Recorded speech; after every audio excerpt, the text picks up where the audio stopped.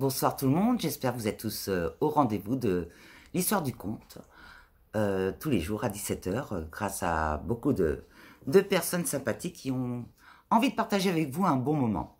Alors je sais que Karen a lancé donc des dessins, alors surtout n'hésitez pas à envoyer vos dessins.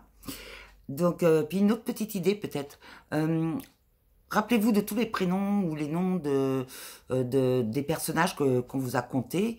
Et pourquoi pas envoyer vos histoires sur Facebook MJC depuis Serguier à Karen. Et pourquoi pas, on pourrait raconter vos histoires. Donc en attendant, voilà, je reviens à Cendrillon, l'éternel tâcheron. Et pour ceux qui ne connaissent pas Cendrillon, alors Cendrillon est une princesse qui est élevée avec, depuis la mort de son papa, malheureusement, elle est élevée avec sa belle-mère et ses deux sœurs. Hein. Seulement ce sont des méchantes femmes, hein. Elles lui font tout faire, repassage, nettoyage, du sol au plafond, la lessive, aller chercher de l'eau, puis... Enfin, la pauvre Cendrillon, c'est la boniche de tout le monde. Hein. Elle ne peut pas s'amuser, elle n'a pas de belle robe. Et un jour, le prince organisa un grand bal parce qu'il voulait se marier et trouver sa princesse. Ses deux sœurs se préparèrent, se moquèrent de Cendrillon. Bah, toi, t'es un souillon, donc tu pourras pas y aller. Gna, gna, gna, gna, gna. Mais ce qu'elles ne savaient pas, les sœurs, c'est que Cendrillon, au-dessus de son berceau, elle a eu des fées. Et ces fées sont réapparues en disant à Cendrillon, tu iras au bal. Et de là, elles lui firent une robe. Mais magnifique, des chaussures dans du verre, enfin vraiment une splendeur. Et d'une citrouille, ils en firent un carrosse.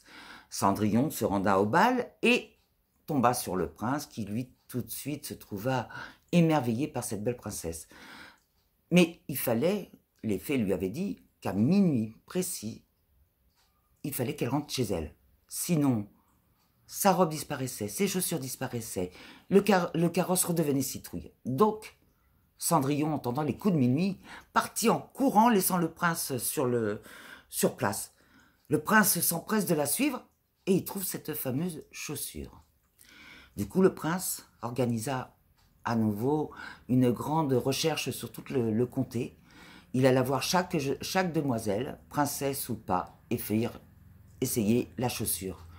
Jusqu'à ce que Cendrillon, en fin de compte, la chaussure lui correspondait totalement. Et ils se marièrent. Donc justement, moi c'est la suite de cette histoire que je vais vous raconter. Excusez-moi, il y a mon chat qui passe. Donc Cendrillon, l'éternel tâcheron, est une fois marié à ce joli prince. « Mais Cendrillon, ma chérie, que fais-tu » s'écria le prince. « Ben, je range tes vêtements, tu les laisses aller traîner un peu partout, mais c'est un vrai désordre. » « Mais ce n'est pas à toi de faire cela. Nous avons des femmes de chambre, souviens-toi. » « Oui, j'avais oublié, excuse-moi. » Cendrillon et son prince étaient mariés depuis un mois déjà. Mais la princesse n'arrivait pas à profiter de sa nouvelle vie de princesse. Le matin, elle s'habillait elle-même. Elle préparait le petit déjeuner, elle débarrassait, papotait avec les cuisinières, traquait les toiles d'araignée avec son balai, réparait les chaussettes trouées. Bref, elle était toujours occupée. Le prince, du coup, décida d'organiser un grand bal dans leur château pour que sa femme se sente enfin princesse et comprenne bien qu'elle n'avait plus à tout nettoyer de la cave au grenier. Tous les grands de ce monde furent invités. Le soir venu, carrosse et chauffeur en livrée faisaient la queue devant le porche. Mais Cendrillon n'était pas là pour les accueillir. Elle frottait le parquet de la salle de bal avec un chiffon plein de cire. Le prince alla la chercher manu militari. Bon, maintenant, Cendrillon, tu arrêtes ton cirque. Mais il y a encore des taches sur le parquet. Je m'en fiche. Tu n'as pas à t'en occuper. Tu es une princesse. Et regarde ta robe, elle est toute tachée. Ben, ça, c'est parce que j'ai tartiné des toasts avec les œufs de limpe ce matin pour le buffet. Mais Cendrillon, on a des cuisinière pour cela. Je sais, mais j'aime aussi faire le toast. Cendrillon, tu es incorrigible. Va te changer. Nos invités arrivent. Cendrillon redescendit à peu près propre. Elle avait vu un gros mouton de poussière dans l'escalier, n'ayant pu s'empêcher de le prendre, elle l'avait accroché à sa traîne. Le prince lui dit « N'oublie pas, tu es une princesse. Alors, s'il te plaît, fais la princesse. » Ok. Mais ils croisèrent une dame qui avait soif. Alors Cendrillon fila lui chercher vite fait un verre d'eau. Ils rencontrèrent une princesse qui s'était foulée la cheville en dansant. Mais Cendrillon coura à la moire à pharmacie et lui fit un bandage.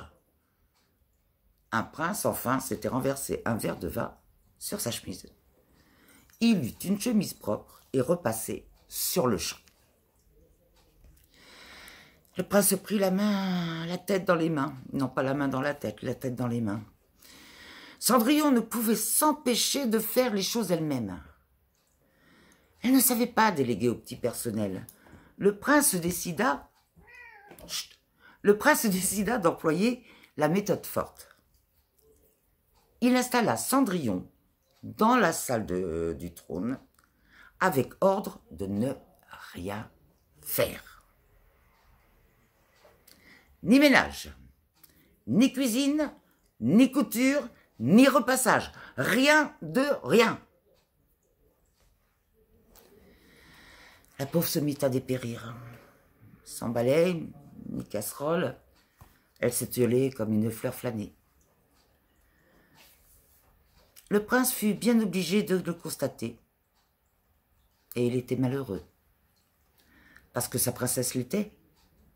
Et qu'il désirait son bonheur plus que tout au monde. Et c'est ainsi que Cendrillon et son prince vendirent leur château. Ils achetèrent une petite ferme où ils faisaient tout pour le bonheur de sa princesse.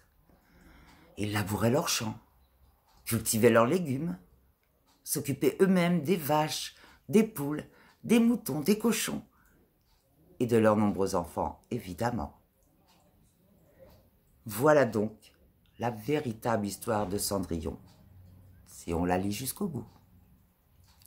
N'hésitez pas, voilà, c'est fini pour ce soir.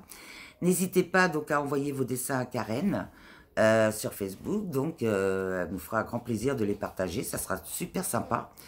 Et donc voilà, si vous avez envie de continuer un petit peu les histoires que vous avez envie de créer, ben pourquoi pas. Vous prenez les différents personnages, vous créez une petite histoire, ou tout simplement vous nous dites, voilà, on veut une histoire avec Cendrillon et le petit bonhomme avec Jean de la Lune, ou autre. Ben, vous nous marquez, par exemple, dans un champ, sur la Lune, Jean de la Lune qui rejoint l'aigle, Cendrillon et son prince, enfin, pourquoi pas, plusieurs idées comme ça. Vous nous dites le personnage, le lieu, ce que vous en attendez. Est-ce que vous voulez que ça soit drôle? Est-ce que vous voulez que ça soit... Voilà, essayez de créer un petit truc comme ça. Et pourquoi pas, on peut essayer de vous créer des histoires d'après vos idées. Au revoir.